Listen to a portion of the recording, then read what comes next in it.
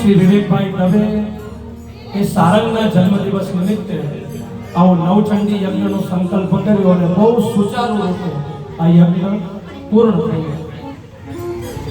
આ સંસારમાં બે પ્રકારના વ્યક્તિત્વો છે અને એની લડાઈ છે તે પરાપૂર્વથી છે ને ચાલતી આવે છે. એક છે આસ્તિકો અને બીજા છે નાસ્તિકો. એવા બુદ્ધિશાળી બુદ્ધુઓ પણ છે તે ભગવાનને માનતા નથી અને એવા શ્રદ્ધાવાન આસ્તિકો પણ છે કે મેરુ રે ડગે પણ તેના મન ના ડગે. જીવનમાં ગમે તેવી પરિસ્થિતિ આવે, ભલે વિપત પડે પણ તે ભણશે નહીં. તે ઈશ્વર ઉપરથી ક્યારેય શ્રદ્ધા છે તે છોડતા નથી.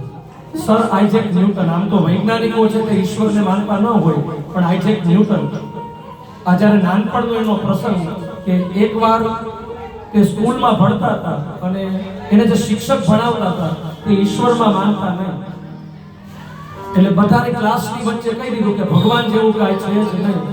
પણ આઇઝેક ન્યૂટન ને આમ બુદ્ધિશાળી હતા અને પાછા આસ્તિક પણ હતા. એને બહુ સરસ મજાની વાત કરી કે સાહેબ એક મારે વાત કરવી છે. એટલે સરે તેને ઊભો કર્યો. એ કહે છે કે આ સંસારમાં છે ને ઠંડી પણ નથી, શિયાળો નથી, ઠંડી પડતી નથી. એટલે સાહેબ કહે છે કે તું ગાંડો થઈ ગયો છો, ઠંડી તો છે.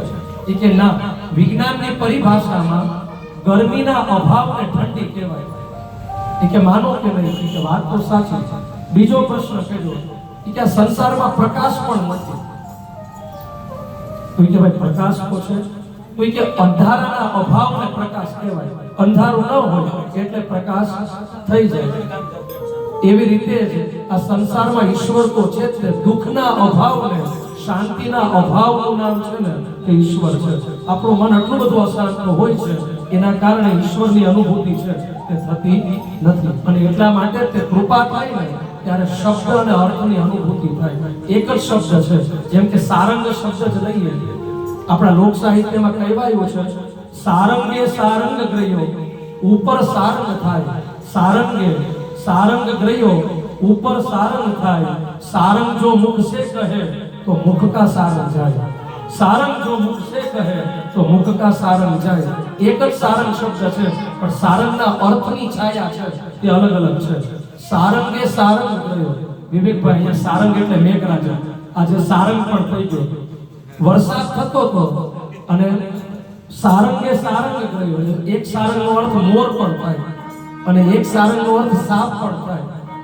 એટલે મોરે સારંગ એટલે સાપને પકડ્યો અને ક્યારે પકડ્યો? ઉપર સારંગ થાય જ્યારે વરસાદ પડતો હતો ત્યારે. અને સારંગ જો મુખ સે કહે, હવે જો વરસાદ થાય તો મોરને બોલવાનું મન થાય. તો સારંગ જો મુખ સે કહે, જો મુખથી સારંગ એટલે મોર બોલે તો સારંગ વયો જાય. સારંગ વયો જાય. તો આ શબ્દની છાયા તો ભગવતીને એ જ પ્રાર્થના કરીએ કે આપના સુપુત્ર સારંગને શબ્દરૂપી હિમાલય અને અર્થરૂપી દરિયો છે તે પ્રાપ્ત થાય. શબ્દાર્થ આ વાણી રૂપી ભગવતી છે તે પ્રાપ્ત થાય. અને ખરા અર્થમાં જન્મદિવસ છે. આ જન્મદિવસમાં ભગવતીના રજવાડાનો અજવાળો થાય તે ભાવથી આવો પરાંબા ભગવતીને પ્રાર્થના કરીએ.